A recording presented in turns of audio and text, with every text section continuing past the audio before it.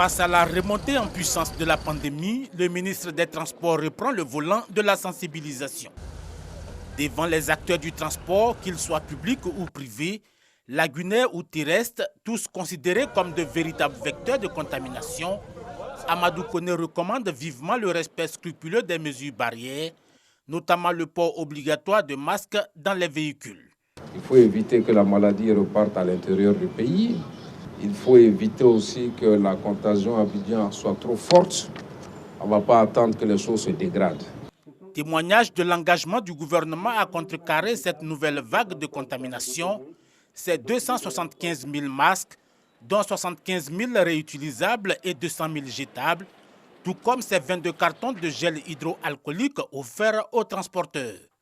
Des transporteurs appelés à une gestion rigoureuse des kits et une meilleure application du dispositif de prévention. Je voudrais vraiment vous demander de faire en sorte que vraiment il y ait un bon usage de ceci, que ce matériel aille où ça devrait aller. Il faut que dans les véhicules, il y ait des masques. La nécessité de sauvegarder la santé et de protéger les investissements en rajoute à la motivation des transporteurs dans la lutte contre la pandémie.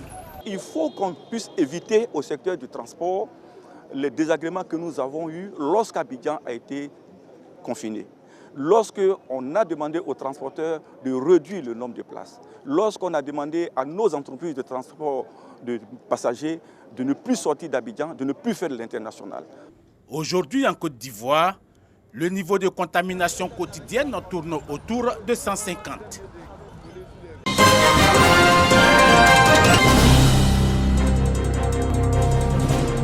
Ils sont à la tâche, certains au séchage, d'autres à la pesée, d'autres encore au tri du cacao. Bienvenue à Donyo Maleyo, un village cosmopolite de plus de 3000 âmes situé dans le canton Pakolo, à quelques 30 km de Gagnoa.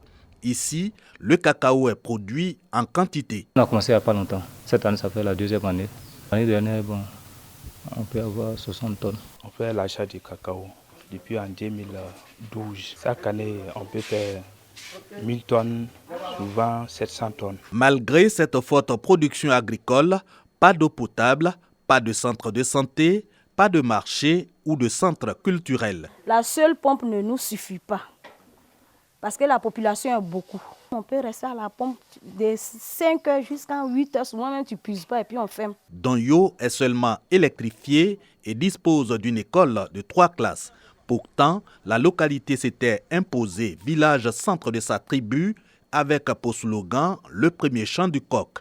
À cette époque, Donyo représentait la plaque tournante des 6 villages de la tribu Guérégoé. C'est à Donyo Maleyo que se trouvait la case de santé. Quand les agents de santé arrivent, c'est à Donyo Maleyo qu'on recevait tous les villages environnants.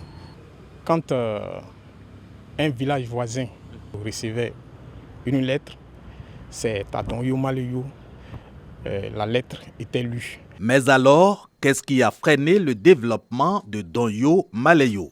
C'est les petits conflits d'hégémonie. Chez nous, il faut le dire, on n'avait pas de cadre. Absence de fraternité, d'unité ou de cohésion, les mots de Donyo Maleyo, désormais au passé. Une mutuelle de développement regroupe les fils et filles du village. Mieux, Donyo a fusionné avec son voisin Boussou Palignoa pour former Guérénois 1. Nous avons dit, bon, on prend le nom de la tribu. Seulement, on ajoute le numérique 1 pour éventuellement permettre à d'autres villages de la même tribu qui voudraient se regrouper, s'ils voulaient choisir ce nom, qu'il n'y ait pas de confusion. Donyo et Boussou Palignoa ensemble pour la conquête du développement. Premier acquis, un complexe socio-éducatif.